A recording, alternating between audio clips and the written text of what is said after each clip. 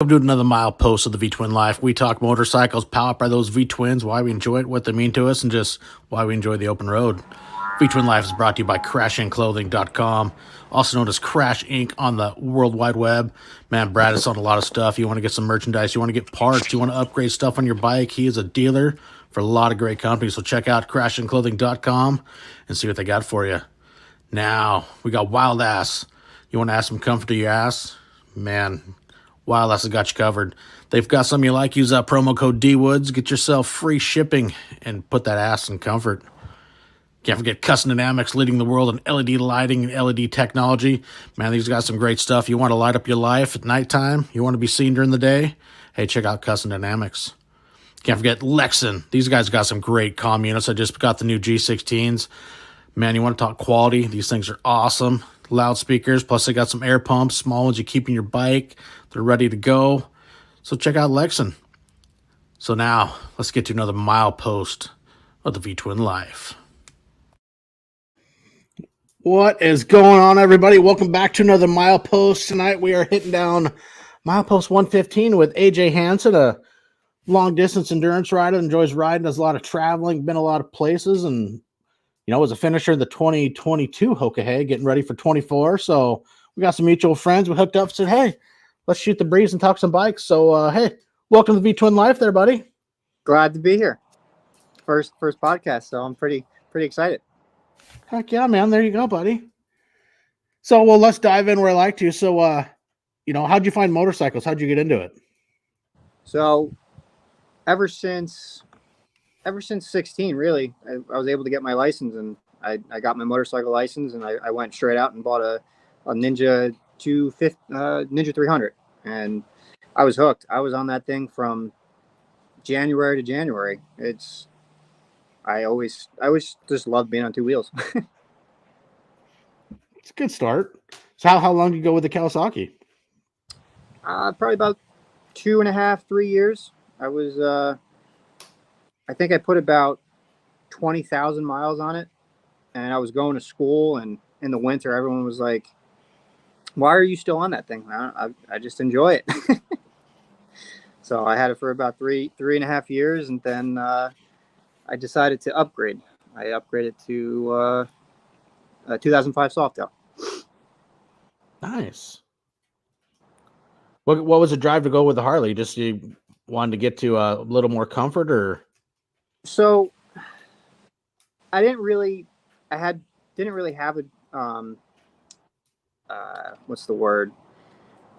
A specific model in mind or a brand. So my uncle was going up to Maine with my old man and my cousin, and he was like, hey, you want to go with us? Sure. And at the time before I said that, before I upgraded, I didn't have the Ninja anymore. I had sold it. So I said I didn't have a bike anymore. Oh, no problem. I have a Softail. All right, no problem. So we took it up. And after we got home, I go, how much you into this bike for? And I decided to buy it right there on the spot because I loved it. I loved being on the Harley. I loved the sound of it. I loved the feel of it, the rumble, the vibration, shaking my arms off. How long did you go with that one? I still have it. Oh, it's nice. sitting in the garage. Yep. First Harley. I don't think I'll ever get rid of it. Sentimental value. Yeah, it's leaking a little bit right now. It needs a new primary, so it's just kind of sitting there. Gotcha. So what was the next one you went to after that? I mean, you kept that one. I don't think what are you riding, a street glide? Road glide. I'm on a road glide now. Okay. So. Oh, that's right. I got the pictures. Yeah. So I went through 3 different road glides within, what has it been, 3 years? Probably a little less than 3 years. So we were on a trip coming back from Texas, and the Softail was spitting oil, leaking oil. And we decided to stop at the dealership, and they said that the lower end of the motor shot. It needed a new motor. So I was all right. I was in the market for a bigger bike. We were getting into more and more bigger trips, doing IBA rides and stuff like that. So I bought a 2016 Road Glide right on the spot, and rode it home. Figured out the next day that there was something funky going on. Brought it to the dealership. There was 3 cracks in the frame. Oh shit! Yeah. And so needless to say, I brought it back. They didn't want to refund me the money at first, so I went through a whole lawsuit with them. And then I bought the 21 road glide that I finished the Hoka Hey on. I put 60,000 miles on that one. And then with that lawsuit, the dealership wound up having to buy the 21 because it got all involved with it. They were they so they paid me for the 21, the 2016, and pain and suffering money. So There you go. yeah, and then now I found the 20 road glide limited that I'm currently on. Oh, nice. How you liking that one? I love it. I have 25,000 miles on it so far. I just got a Russell Daylong for it, and it's super comfortable. I can be on it for days at a time. So you got the 114? Yep. Nice. Yeah, it definitely has plenty of power for me. Oh, I can imagine. Yeah, going from the 107 to the 114 day and night, especially at altitude, it's so much more power up in the mountains. It's crazy. Yeah, I know my dad runs, he's got a 19 road glide with the 107, but he just recently this summer he cammed it and then went to the True Duels on it, intake, programmer, and a few other goodies. And he goes, it's absolutely night and day difference. Yep. Because all of them anymore, the new bikes, they come so restricted. And, once you let him breathe, he couldn't believe the difference it made in his. Oh yeah, my buddy got the 117 ST road glide. He put a new cam in it, a tune on it, dude. It doesn't feel like a Harley because the amount of power it has. It's crazy. Yeah, that's what my dad was telling me. He keeps telling me I need to ride it and take it for a ride now. That's all, you know, tuned up and whatnot. So every time I go, hey, let me take it for a ride. No. Fuck, you told me I need to go for a ride. Oh, you do need to ride it. Cool, I'm going to go for a ride. No, you're not. I'm like, Jesus Christ, make up your mind, Dad. Fuck. Yeah, It's they're comical. super fun, man. So what are you running for a tour pack? Because that's not I know what you're running got a large like aftermarket system on the back of yours. So on the 21 road glide that I had, we had put big Pelican cases on it, and the thought behind that is we can fit everything in the tour pack, so we don't have to strap anything on. So when we're Right. packing up for the morning and get ready to go on the road, we just throw everything in the box and be fine. So I don't know if I'm going to stick with that for the new bike on the Limited because it was big and bulky, and I realized I didn't need that much stuff. So right now I'm running just a regular tour pack on the Limited. Well, so let's go back a little bit. You've got into what you got into the God, I can't talk right. What got you into the long distance riding and the IBA stuff? How'd you get into So that? mainly my uncle. He I guess since he had his connections with the Hoka Hey because he ran it in 20, he was more privy to all this stuff. So I knew about like polar bear runs and stuff like that, and that's what I did on the little Ninja, but I never knew about the IBA stuff. So my uncle had said to me, "You want to do 1,024?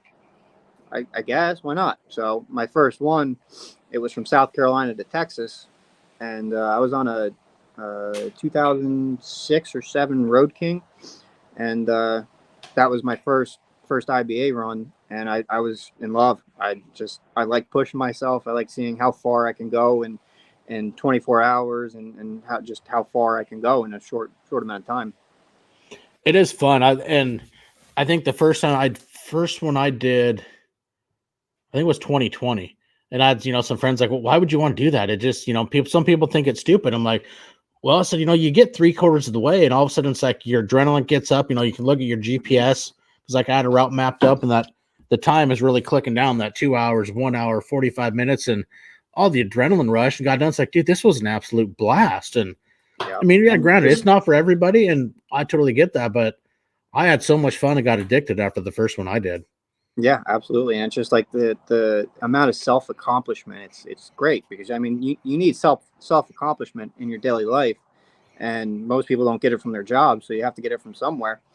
And when you get it from that, it's just the biggest adrenaline rush, like you said.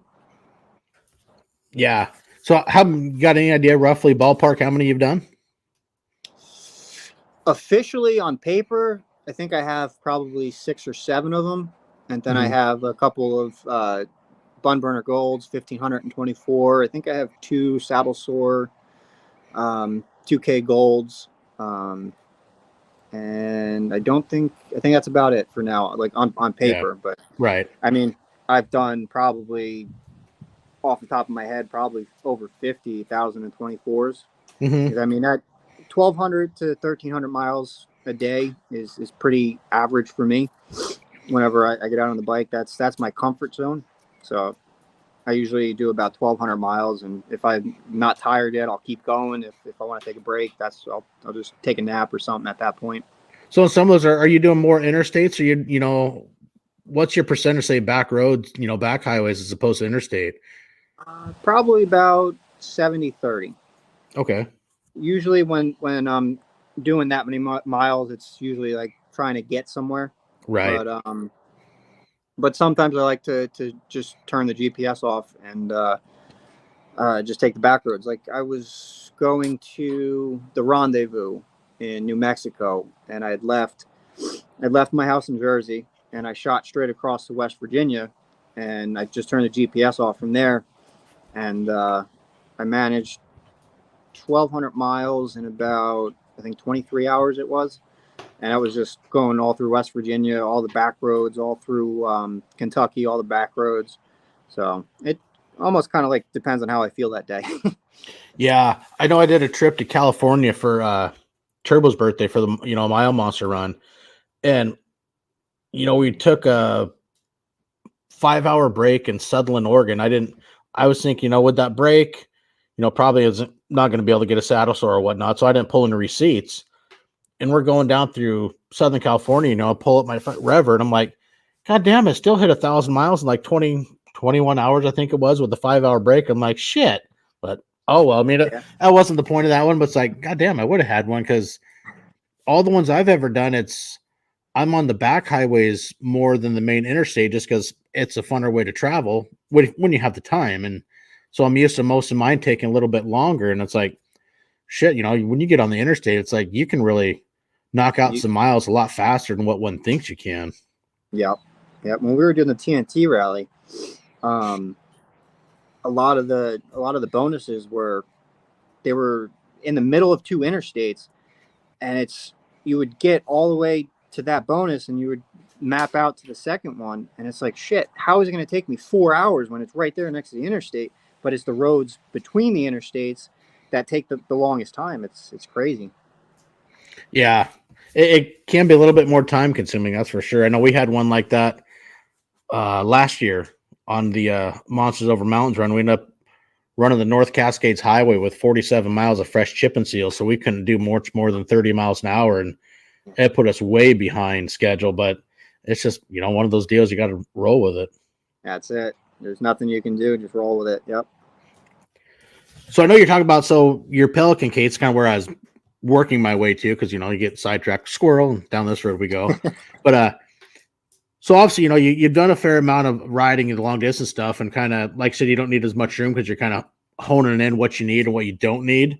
Mm-hmm. So I mean, kind of how long is it taking to figure out that in a way you're overpacking and you figure out a lot of stuff? It's like, shit, I never use this, I can dump this, and so on and so forth. So before the Hoka Hey, my mindset was, if I have it, it's better not. It's better to need it and have it than need it and not have it. And then during the Hoka Hey, it was checkpoint 2, and I was like, fuck, there's too much weight here. I don't need any of this, and I wasn't using any of it. So I decided to ship it home, and then ever since then, it's like, if I need it, I can just stop at Walmart, or if I really need it, that's what I keep on the bike. So I usually just keep a hammock, a cot, and a pop up tent, and that usually gets me to what I need. So are you packing like a small little, say, like jet boil or Amazon style stove just for simple things you might want to, coffee in the morning, or the like MRE meals at night or anything? No, I want to get one of those jet boils, but I it, I almost feel like I don't need it, because if I really need coffee, then I can just stop at like a Dunkin' Donuts or a QT or something like that. Dunkin' Donuts. Yeah, you're from New Jersey. Yeah, there's not many out this way, that's for sure. But I do carry food. I usually carry like tuna packets and trail mix, just like the normal stuff, jerky, and just small stuff like that that I can fit in my little tank bag. Gotcha. So what size Pelican are you running on the back? Or were believe you? that I believe that was the 2970. It was like, I don't remember the inches offhand. I think it was like Yeah. 45 by 30 or something like that Yeah, it inches. looked like with a decent size. I remember when I was over there last summer for the start of the Hoka scene, there's a couple guys that had like their tour packs are like two of them put together, like molded into one. Mm-hmm. God, they were huge. Like, well, yeah, Gopher runs a really big one. Oh yeah, Remember, he's got when that I big met up pizza with box. yeah, when I met up with him in California this summer for down at Turbos, and yeah, that thing's large, but it's like you said, he can pack everything he needs inside of it, so Yep. you're not stacking stuff up high and keeping your center of gravity lower, which makes sense. Mm-hmm. Absolutely. What was your inspiration behind the Hoka Hey? Was it your uncle? Yep. He's pretty much an inspiration for a lot. He ran it in 20, and before he ran it, he was telling me about it, and I couldn't stop looking it up. I couldn't stop finding the stories and stuff like that. And then when he ran it, I just asked him a million questions about it, and we did a lot of riding, and I would always talk about it. And I loved camping. I loved being on the bike, and it just those two just went really well with the Hoka Hey. Who's Obviously, your uncle, if you don't mind asking? Pat Cornell, old man Cornell. Okay. I'm Yeah, trying to think if I 996. ran into him or not. I mean, there's so many people I got to meet when I was over there last year for the start of it. It was pretty cool. But then, more guys from, I've had a bunch of the Asphalt 5 on from 2020 and, met so many guys through so many people, oh, you need to talk to so-and-so. So Mm-hmm. it's been really cool to, get to meet a lot of guys. Plus you start getting in the Facebook groups and whatnot. And it's Yep. been a lot of fun. Yeah, and if you met him, you would definitely know because he likes to tell jokes, and a lot of them are funny, but a lot of them are like, oh, okay. So what'd you think of it your first year running? I was great. I had a blast. Usually there's point in times on my rides where like, all right, I'm ready to go home. There wasn't a single time on that trip that I wanted to go home. I didn't want it to end. It was great. The scenery was beautiful. The following the route was great. It was difficult but fun. Oh, I can imagine difficult. I don't doubt that one bit. So what was your time for finishing? It was 10 days, 1 hour. We came in second and third. Holy shit. Nice job. So you're right Yeah. behind K Solo then. Yep. We actually we followed him into the finish line, and he crossed early because he was injured. So we wanted to cross at the 10-day mark. So because we had people waiting there for us, so we figured we'd come in the next day because he came in at like 9 days or 9 days, 12 hours or something like that. So we decided to wait for the next day since we had people waiting for us and all that. Because Damn, that's a good time. I was actually surprised by my old man. He wasn't supposed to be out there, and he flew out there and surprised me. So that was pretty cool. Oh, that's awesome. Yeah, Pat and my old man, they were talking during the Hoka Hey, and I had no clue that he wasn't coming out there. So Pat kept it a secret the whole time, and I had no clue. So that was really cool. Oh, that is awesome. What was one of your favorite memories from that? From the Hoka Hey, Yeah. probably when we came over the Bridge of Gods. It was 14 east and 14 west. The directions clearly said 14 east, and I just wasn't paying attention. I guess Pat wasn't either. And I turned left onto 14 west. We went into Portland. And then we figured out we were 50 miles out of the way, and we got back. But on our way back, we were on the Columbia River between two mountains. The sun was setting, and just the way the sun was setting on the mountains and the water and everything about that, just it was the most beautiful thing I've ever seen, and that was probably my favorite memory. Yeah, you're between St. Helens and Mount Hood. Yep. Yeah, Yeah, Helens it would was have been to the gorgeous. north and Mount Hood to your right or to the Yeah. south. So that's one thing that always sticks out to me. It is a beautiful area. been through there a few times at sunset and whatnot. It is a gorgeous area to ride. Yeah, I definitely want to get back out there and do some more riding because it's like I said, it's beautiful. So Clutch missed a year, so you rode the Hoka Hey in 2022. Yes. Right. Yep. Then you're all signed up for 24. I have not signed up yet. Oh, okay. Probably February, March. I'll sign up because we have, being a returning rider, you can sign up. I think up until like 3 months prior or something like that. You just have to give them time to get all your paperwork and coins together. Okay, gotcha. So you pretty much addicted to it after the first one? Yeah. I was in a slump because when between that lawsuit, when they had to pick up the 21 and the time I bought the 20 limited that I have now, I couldn't find a bike because I was looking for new, I was looking for used, and they were all out of my price range. So I was in a super slump because I was like, I'm not going to get to ride the 24 Hoka Hey. And I was moping around. I was getting all pissed off at people I was talking to, and it's just, so yeah, I was upset that I wasn't gonna be able to run it. And then I finally got the new bike, and I was like, all right, now I can run it. I'm better. So did you pick that one up down in Texas or? No, I picked it up in Massachusetts. Okay. One of the other Hoka Hey riders, Everett Halpin, one of his buddies was selling it, and he was selling it for a really, really good price that I couldn't pass up. So when the opportunity arose, I was like, there's no way I can pass up that price for that bike. It still had like 1,200 miles on it. It was almost brand new, and I got it for way under what it was worth. Nice. Gotta love a good deal when they come in. Yeah, so I couldn't pass it up. So how much time do you spend kind of getting it set up for, your style of riding and your comfort and ergonomics of what you like? It took me probably about two weeks to get everything that I had on the old bike onto this bike. But I'm still setting it up for my comfort. It seems to change a lot for some reason. So I don't know if it's the seat, the handlebars, or the highway pegs. Like I can't seem to get comfortable on it. It just doesn't feel the same as the 21. Gotcha. Yeah, it's kind of got to get it dialed in and get you dialed into where you get that comfort level where you can just enjoy it and just go. Yeah, so I'm hoping the new seat, the Russell Daylong, I had to send it back to them to get readjusted for me because it was killing my lower back. So I should have it probably next week. So I'm pretty excited to see how it's going to change. So I think I still need to get new bars after that, but I think I should be all right after that. You still got stock bars on it? Yeah. Right. Well, if your ass has kind of been killing you, you can look right above you, the wild ass up there. Oh, they do great, man. So everyone seems to love them. So I'm not talking bad about them at no, all. I just give you shit. Yeah, I gotta plug wild ass when I can, Yeah, absolutely. So I tried it on the Hoka Hey, and it didn't seem to work out for me. Yeah.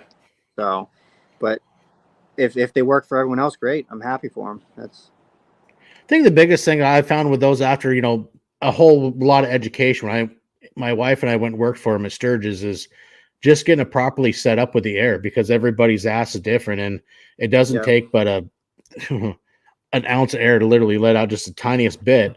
And it makes a huge difference. It's just, everybody's got a different cushion. So once you get them dialed in, but it's just, one of them things. I've fortunate enough to, get mine, and then I freaking love it. Of course, the funny thing, let's talk about it a couple episodes back, is when we had the big party at the end of the road for the Monster 100 in Sturgis, I was heading back, but that night at the hotel, somebody let all the air out of mine. Really? My wife and I left Rapid City, we're leaving the house and got to our first gas stop, and I was, 10 miles from the gas station, and it's like I'm sitting there squirming. It's like, why the fuck is my ass bothering me? And I'm getting the little hot spots and needles. I'm like, this is fucked. So I fuel up and unzip it, and I go to check the air, and I look at the cushion. It's just totally flat. I'm like, motherfucker, well played. Okay. Because I know there's a shit ton of bikes at that hotel in Rapid City. Somebody put magnetic dicks on a ton of bikes. And then I end up with, the wild ass that went flat. I'm like, well played, well played. Yep. That's amazing how just that little bit of air will change everything. Oh, it is. Oh, got such a pendants in the house hanging out. What's up, Jason? So what's, you got any, I know you got to head back up the East Coast at some point, but you got any kind of think of certain routes you're going to take that you enjoy riding, or some new scenery you might hit? Well, if it's warm enough, I definitely want to hit the Cherry Hall Skyway in Tennessee. I haven't hit that yet. But I would like to stay warm as I can until I get up that way. So, and there's a lot of places in Texas that I like to hit. I want to try to hit Cadillac Ranch and just explore Amarillo a little bit, but just nothing in particular. Maybe hit a couple spots for hog coins, and that's about it. Just kind of work my way home as slow as I can. Well, how long you been down in Texas? Since October 15th ish. Oh, okay. Yeah. It's not real long. You've been down a few weeks. Yeah. We had the gathering of friends down in Houston, so I was there a couple days before that, and then I came over to Seguin, where Jesse lives, and he's nice enough to let me stay here. That's cool. So you got, what's one of your favorite rides you enjoy riding? In the area, you got one of those that you've hit more than once, you just really enjoy riding, kind of calls to you? Not really. There's so many different places that I've been wanting to go to that I haven't been able to. I don't know how to explain it. It's like I feel like there's so much to do that I don't want to do the same ride over and over. Mm-hmm. So I really haven't done anything over and over, really. No, it makes sense. I explored up in New England this past summer. That was really awesome. I want to get back up there. I want to go out and explore Montana and South Dakota. I want to do that area again, like Needles Highway and Devil's Tower and all that, because we passed it during the Hoka Hey, but we were so focused on getting to the finish line that you don't really. You want to explore that area. Make sure you do it pre-rally, like a month before. I mean, otherwise it's so crowded. But we were forced, my wife and I, like Jason Setzer, we were over there and last summer, and so we did it. The day before everybody left on the Hoka Hey, or no, because Saturday my bike was broke down. It was in Black Hills Harley all day. So Sunday we went and did Needles Highway, Iron Mountain Road, and by Mount Rushmore and all that on Sunday. Yeah. I've been to like the Black Hills area probably 2 or 3 times, and I've been through Sturgis quite a few, but never during the rally, and I had never hit the rally. It's crowded. I could imagine.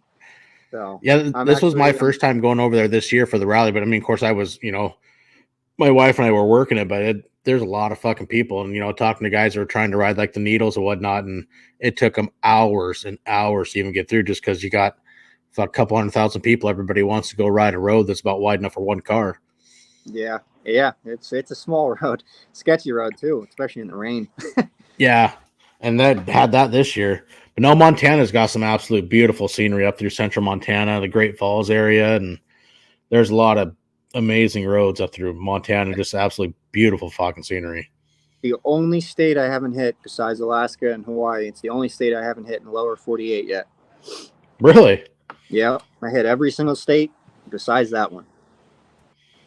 Yeah, we got to see some new scenery. Well, for me and my wife, they used to vacation over in that area when she was younger. Her family would go over there for family vacation stuff. But like we went through some of the north central Montana when we came back, and God, it was just absolutely beautiful. Going up through 200 through Great Falls and then coming down to Missoula that way was fucking beautiful. Yeah. It's like if a person that loves landscape photography, it'd be a freaking heyday. Yeah, it's all the pictures I see, it's just beautiful. So when I get out there, I'll make sure to stay out there for at least a week. Oh yeah, I'm sure you can probably spend a year out there. Okay, good. Cold as shit in the winter though. Yeah. So since you're up in the East Coast, have you been much up in the Catskills in New York? I've heard a lot about it. It's just one of those places I would love to venture through one time. I haven't. It's probably about 4 hours from me, and that's the one place I haven't gone. That's pretty close to me. Yeah, I've had a few guys on from that, East Coast guys. They always talk about how just absolutely freaking amazing it is. So it's one of those places that's on my bucket list I'd love to check out sometime. Yeah, yeah. I've driven around there, like on the outskirts, heading to Niagara Falls, but never spent time there. Gotcha. So besides the Hoka Hey for next year, you got any other kind of ballpark ideas that you're going to take, trips you're going to go on? I haven't thought of too many. I've been kind of focusing on this year, just kind of getting the bike to where I want it, and haven't planned too much. Um, I definitely want to do a lot more camping in the summer, next summer, and do a lot more in the New England area. Um, I want to get up to like Mount Washington and all that, and travel in Maine, maybe do a little Canada up that way, but nothing like set in stone planned. Gotcha. What are you using for a tent? I'm curious. The reactive outdoors tent. It's like the quick 3-second pop up tent. Oh, I think I know what you're talking about. It's all you pre-framing that's lift up from the center. Yep, yep. How is It's that in the actually rain? in the rain. It's pretty waterproof, except it sweats a lot on the inside. Okay. So that's the only issue I've had with it. I wish it didn't sweat as much, but other than that, I mean, it's great for if you need quick shelter. So if it's raining out and you can't find like a church that has an overhang or something like that, Mm-hmm. you throw it out, pop it up, and you have really quick shelter. Wonder if say you set that up. I mean, you're saying they got decent weather protection, but even if you threw like a fuck tarp over it, if that would help the sweating on the inside, less moisture maybe, or maybe create more. I don't know. I know Shelly was using the same tent at the gathering of friends, and I think she had did that, and I believe it helped. We'll have to ask her, but I believe it helped a lot. Okay. Yeah, I've been looking at different ones. Got like a bunch of them saved on Amazon, but I haven't purchased one yet. I mean, haven't really fully needed it, but it's Yeah, just one of those things. Doing next year for the Monster K down to Kansas, I might need something. So yeah. It's definitely nice to have something and something that's quick. I used to carry this little blue tent. It's just a regular tent. You got the collapsible poles that you put through the loops, and it's just a tent. It was yeah, pretty quick to put up, but and it was small. It fit right in the sport pack. Never had to worry about strapping it down, but it took time to put up. So I had that reactive tent all for the Hoka Hey, or I had it before the Hoka Hey, and I was gonna bring on the Hoka Hey, but I like that little blue tent so much that I'd been that reactive tent sat in my garage for a couple of years, and I finally used it. Um, I believe, yeah, this was the first time I used it coming down here, and it was great. I fell in love with it. It works great. I've seen videos. I mean, yeah, that you set up and take down is like zero time. Yeah, super quick, fits right back in the bag. I have no. Well, I have one complaint: the leg on it collapses. It doesn't stay folded out like it should. But I think that's a warranty issue. So I'll just call them up and get it warranted. Yeah, I think I know a few other people that went to that same style, and they really like it just for its ease of how quickly you can set it up and, like you're saying, get out of the weather Yep. if Yeah, need it's be. perfect for that.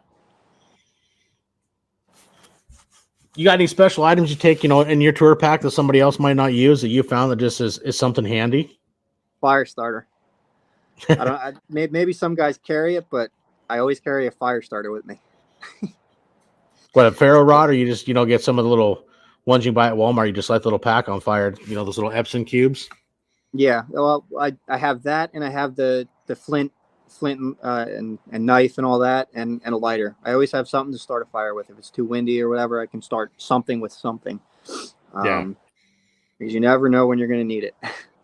My first my first pothole that I ever hit was in Tennessee on 40, and we got off the interstate, and there was an old gas station there that the last time they sold gas was like $1.20 a gallon, and we called the tow truck, waiting on the tow truck. It was they said about 6 hours before it gets there, but it's getting cold. So Pat, we're gonna make a fire. We're gonna stay warm. Make a fire? What do you mean make a fire?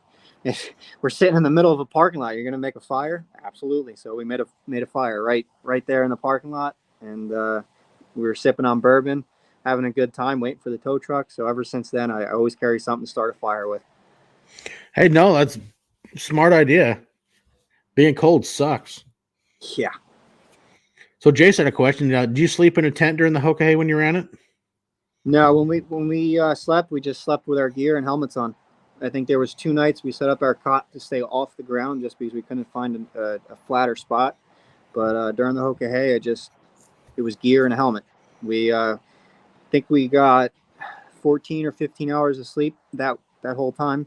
We slept for 1 hour, 2 hour, 1 hour, 3 hour. We just kind of alternated it. So how long were you riding at times before you take a break? 23, 24 hours. Well, I guess it would be if you said you what 10 days, 1 hour. Yep. Yeah. Damn. We definitely pushed it pretty much as hard as we could, but it was great. I don't think I would push that hard if I was riding it myself, because I knew when he was tired and he knew when I was tired, because me and Pat rode the whole thing together. We planned we're going to start together, but we may not finish together because I like to eat and sleep. So Pat can go days and days without eating and sleeping. So we figured we would split off probably day 3 or 4, and we stuck together the whole time. I wound up pushing him towards the end. Nice. Yeah, I think I'd like to try it, but I mean, for me, it's like I would shoot that 12-day, just be comfortable and Yeah. just see if I could finish. I mean, I think that's a feat in alone is, do you have what it takes mentally, physically to even finish within 14 days? Yeah, it's a Yeah. hell of a fucking challenge. Yeah, because day 6, 7 comes around, you make a mistake. It's like you got to keep your head in the game, and it's a lot of mental as it is physical. I don't doubt that one bit. Yeah. But no, I mean, shoot, come in second, third, you and your uncle, that's fucking impressive. Yeah, Especially on your first one. yeah, I it definitely helped to have a second set of eyes looking for signs, because you see a sign and it's like, where are you going, buddy? You flash the lights, like, all right, it's time to turn around. So it almost gives you an advantage having 2 sets of eyes looking for signs. Yeah, I could see that. But You run an I don't. aftermarket lighting? Yeah, I use Denali. I have D7s up top, up near the windshield, and D4s down low on the right next to the wheel. So I'm able to turn it to look at signs and stuff. Yeah. I'm looking at more auxiliary lights. I mean, I have the custom dynamics, the Pro Beam fog lights mounted on my brake calipers. So they turn with the wheel. But, Yep. when I rode with Shell up through Montana in August and, we get, it's 10, 11, 12 at night. And fuck, she clipped on those Denali's. It's like, holy shit. And then it's like, yeah, I need to do some more upgrade. Yeah, yeah. They make it look like daylight at midnight. Fuck, that's no kidding. They're bright as shit. Yeah, they are probably one of the best investments you can make for your bike. I love running them at night. I think there was day 6 or 5 or 6. We rolled past Riot and Solo. They were sleeping, and we rolled past them. I turned the lights on, and there's like 50 miles of twisties, and we're able to run full bore twisties at 1 a.m. And it's great because the more you can see, the better. The Yeah. faster you can run the twisties at night. Yeah, being able to see what's around you, especially at night, you get some of those areas, those back roads at night where there ain't street lights anywhere. It's pitch black in the night. Yep.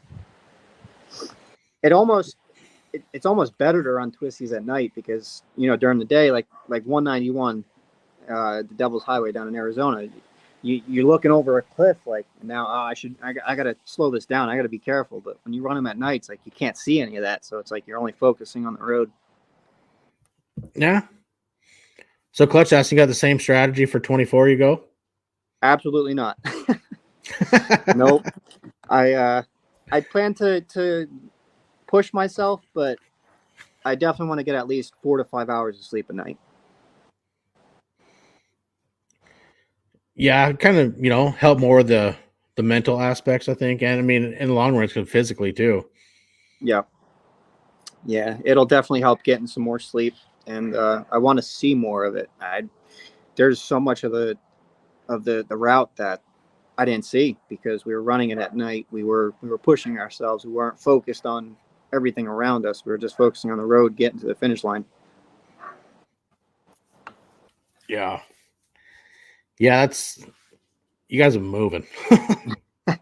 Yeah, but it was we it was that we were just doing that like that was our typical riding. I said to him a few times, it just felt like one of our regular rides because we would always push ourselves doing all the IBA rides and stuff like that. We had probably 30,000 miles prior to the Hoka Hey together, doing all the IBA runs, just riding together. We did a lot of miles prior to that, so we were kind of used to it in a way. Well, then you're kind of, used to getting to know each other, little Yep, tales, when's one getting tired, when getting fatigued. And I think that's pretty freaking smart. I mean, it could help you in the end run. Obviously, it probably did. yep. And when we just knew what each other was doing, so um, I don't know if I would want to run the Hoka Hey with anyone else that I haven't done a lot of miles with prior to it because it's like he knew when I was passing a car, I would know when he's going to pass a car. It definitely helps to know what the other person's doing. Oh, for sure. I mean, even just normal riding, it definitely is Yep. good to know and good to have that, sense of, how your partner's going to ride. Yeah. It's definitely very helpful. Damn. That'll be fun. Something Yeah. to think about. I know that, I consider 26 could be possibly an attempt at then, but I don't know. We'll see. Yeah. The hardest thing about 24, I think, is you start in Florida and you end in Alaska. So for me in Jersey or someone like you in Washington, getting to the start for you would be a few days. And then for me, getting home is a few days on top of all the time you're taking off just for the Hoka Hey itself. So True. this was a lot of time to take off. Yeah. Yeah. I've kind of, heard through the grapevine, some people are kind of a little upset that wasn't a circle route where you're kind of coming back to finish where you're starting instead of it, not so much say as a straight line across fucking continent, but so Yeah. to speak, you are going from one corner of the continent to the other Yeah. It's diagonally. definitely going to be, so every challenge has many challenges within itself. And that's definitely one of the challenges. So Clutch says he's rider 1147. I'm hoping for 12 days. Like hearing what other riders have done. Well, best of luck, Clutch. Yeah. Good luck, buddy. Yeah, 1 month off work. Yeah, it's like see buddy Frank Orlando, he's running it. So like, Mhm. he lives in Eastern Washington, so he's got to go all the way to Florida and then Alaska, and then at least for him he gets the shorter jaunt to come home, but Yeah. gonna be a lot of miles. But actually he's gonna come down. He'll finish the Hoka Hey, and then when he gets back to Washington that following weekend, we're doing Monsters Over Mountains for Mile Monsters. Yeah. I would definitely like to try to make that, but it's all going to depend on what happens during the Hoka Hey. Yeah, I think Wrong Way's planning on coming down, and there's a few other people. So normally it would have been the weekend before, but being the Hoka Hay's running, I wanted to move it because Frank's been a huge part since we started it, and with the planning and is a huge supporter of it. So it's like fuck it, we'll move it to make sure that Frank can still attend and ride it because he's one of the original guys and damn good friend. Yep. Yeah. That'll be awesome. I'm like I said, I'm hoping to make it, so we'll see. Do you know if Shell signed up for next year for it? I haven't I heard. don't. Yeah, I don't know. Yeah, I don't either. I'll have to find out. Yeah. Well, shoot, man. Thanks for coming on and kind of sharing some stories and hearing your adventures. Yeah. No problem. Glad to be here. I love to share them. No, it's been fun, and that's the cool thing about this is I know this like you're saying your first one, but man, it's a lot of fun. It kind of some people get nervous, but a lot of them even afterwards said, "Man, that was about 10 minutes. You just kind of it's like sitting in a bar having a beer, fucking shooting the shit, but you're doing it Yeah. through a Exactly. screen." Yeah, exactly. Yeah, it's just like I said, sharing stories, just shooting the shit. Yeah. So, well, shoot, man. We'll let everybody know you got your social media. Was it AJ Hanson underscore on the Instagram? Eh? Yep. AJ Hanson underscore, and then just AJ Hanson on Facebook. Right on. So, well, again, man, thanks for coming and hanging out tonight. It was actually, it's fun to get to know more of these people within our community and guys that share that common ground, the interest that we all enjoy, which is, riding motorcycles and have a good time. So, thank you. And thanks everybody for tuning in tonight for Milepost 115. You'll be seeing some posts Tuesday about Milepost 116 coming next Sunday. You can catch this episode. Will be out on Spotify and Apple Podcasts and everywhere Wednesday at noon. If you can help out the podcast, check it out on Spotify, like it, give it a 5-star rating. It just helps boost it up there and get more people aware and hearing the stories of motorcycles. So thanks everybody for tuning in. We'll catch you on the crossroads. Until then, ride safe, have fun. See y'all.